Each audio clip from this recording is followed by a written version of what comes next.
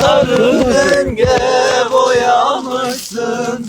Saçlarını taramışsın, sarı renge boyamışsın. Haberin var mıydı benden, beni bana komamışsın.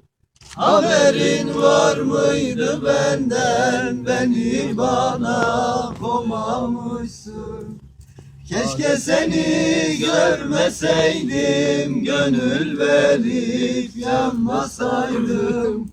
Keşke seni görmeseydim, gönül verip yanmasaydım.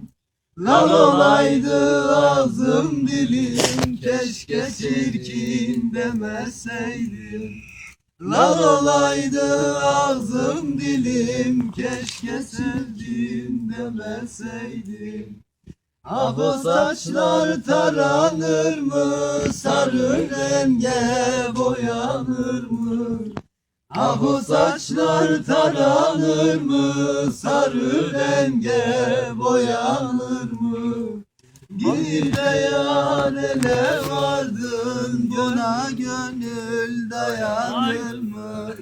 Gidip de yarele vardın, buna gönül dayanır mı? Kanka patladı olan şafak söktü yine Suna uyanmazdı.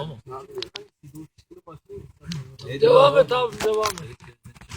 Kes oğlum bir de kesinti yok. Kim vardı?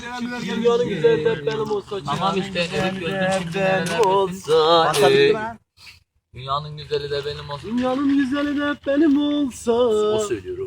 ya Çirkin.